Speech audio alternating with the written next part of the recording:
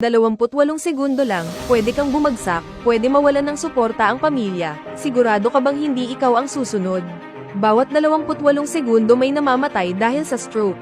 Mahigit sa kalahati ng mga namamatay sa stroke ay konektado sa mataas na presyon ng dugo, stress, galit, puyat, irregular na pagkain. Ang mga ugat mo sa dugo, unti-unting sumisikip kada oras. Wala kang nararamdaman hanggang sa bumagsak ka. Mawala ang malay. Ang stroke, hindi lang kalusugan mo ang kinukuha, ginagawa ka rin itong pabigat habang buhay. Pagod na ang pamilya, ubos na ang mga ari-arian. 今日の決断が将来何百万ペソもの医療費を節約するかもしれません。病院にお金をかけるのか、それとも健康に投資するのか、どちらを選びますか？あなたの体は警告信号を発信しています。血圧の変動が激しいということは、循環系が安定しておらず、血管の弾力性が低下しているか、または電解質のバランスが崩れている可能性があります。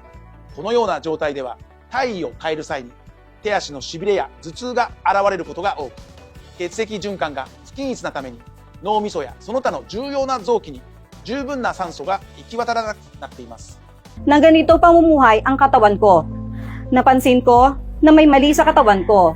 2 taon na ang nakalipas, bigla akong nabulag. Parang bumilis ang tibok ng puso ko. At nagsimula akong magpawis na malamig na pawis habang nagtatrabaho. Agad akong kumapit sa counter para hindi matumba. Inisip ko baka dahil lang sa sobrang pagod ko at baka makapagpahinga lang ako ay okay na. Pero patuloy na lumala. Minsan, nanginginig ang mga kamay ko. At pakiramdam ko ay parang nanginginig ang mga katawan ko na parang nakatayo sa isang barko sa gitna ng malaking alon. Habang nagkakalculate ako, habang ang mga tao ay nagpanik, ako na lang ang huminga ng malalim at umasang mawawala ang pagkahilo ko. Nang mapunta ako sa doktor, sinabi niya ang blood pressure ko ay 160/100. Mabilis na tumaas ang blood lipids ko at kung hindi ako makokontrol agad, malapit na ako magkaroon ng stroke. Nagulat ako. Ang mga anak ko ay nagsisikap pa lang maghanap buhay. Kailangan kong alagaan ang negosyo ko at ari-arian. At kung ako'y magkasakit, sino mag-aalaga sa mga ito? Natatakot akong sa tuwing nag-iisip ako ng matagal na pag na-ospital, mataas ang halaga ng gamot. Pag gamot ang tindahan, walang tao. Bagamat walang may gustong magkasakit. Para sa mga katulad ko na nagtatrabaho, ang pagkakasakit ay hindi lamang nagdudulot ng pisikal na discomfort, kundi napapahirap din sa buong pamilya. Ako si Miguel, 48 taong gulang, isang real estate investor sa Makati City, Philippines. Ang mga araw ko ay puno ng mga appointment sa mga kliyente, pag-aaral ng merkado at pagproproseso ng mga kontrata. Ang presyo ng trabaho hindi nagpapahintulot sa akin na magpahinga.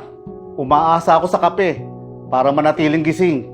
Kumakain ng hindi regular at minsan fast food lang ang kinakain ko sa buong araw. Palagi kong iniisip na maayos pa rin ang kalusugan ko. Hanggang sa isang araw, habang nagpe-present ng proyekto sa isang kliyente, biglang bumilis ang tibok ng puso ko. Nanlabo ang paningin ko at nagingay ang tenga ko. Sinubukan kong manatiling kalmado pero tumutlo ang pawis ko.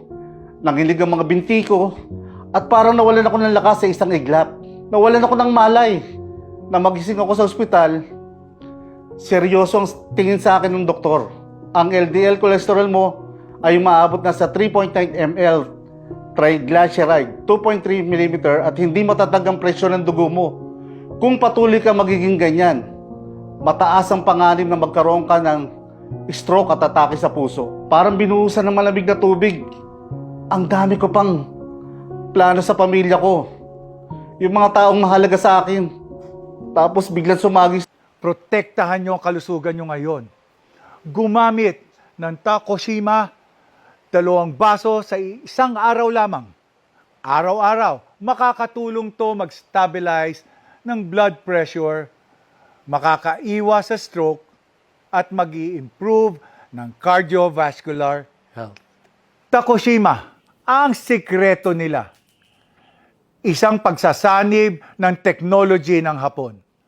At inakma ito para sa mga Pilipino. 2 baso araw-araw, masa-stabilize ang blood pressure mo, mapoprotektahan ang cardiovascular health, makakaiwas ka sa stroke. Huwag mo nang hintayin magkasakit bago ka magsisi. 納豆キナーゼは伝統的な日本の食品である納豆から抽出される天然酵素です。納豆は発酵大豆から作られ、その健康効果は長年にわたり評価されていました。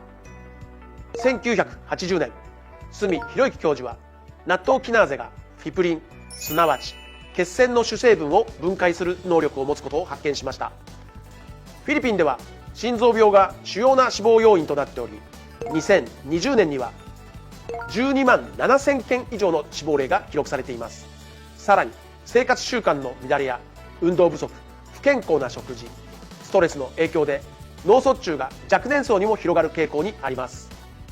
こうした背景から日本の栄養補助食品である床島は納豆キナーゼに加え、インド産の野生タマリンド果実から抽出されたキャプロスを配合。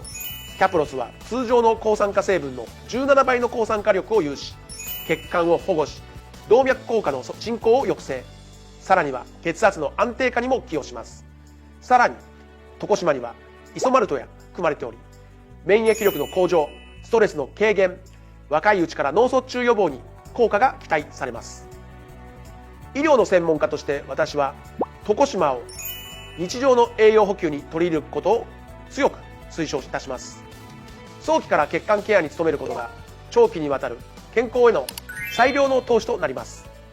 Nakita ko ang pagbabago pagkatapos lang ng isang buwan. Mas magaan ang pakiramdam ko, hindi ako nakakaramdam ng biglang pagkahilo. At tumigil na rin ang mabilis ng tibok ng puso ko. Tuwing matagal ako nakatayo, 6 na buwan pagkatapos. Nagulat siya na makita niyang pareho naming normal ng aking blood lipids at blood pressure. Matapos kong halos magbitaw sa trabaho dahil sa problema sa kalusugan, ngayon nagagawa ko ng magnegosyo ng walang takot magkasakit. Mas efficient akong magtrabaho, mas maganda ang aking tulog. Pagkatapos ng 3 buwan, gumanda na ang tulog ko. Mas malinaw na ang isip ko at mas mahusay na rin ang performance ko sa trabaho.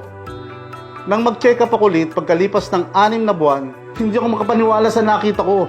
Bumaba ang LDL cholesterol ko sa 2.7 mm, ang triglyceride ko ay 1.5 mm na lang, at nasa ligtas na antas na ang presyo ng dugo ko. Ngayon hindi na ako ang estresadong tao na halos gumuho na ang kalusugan.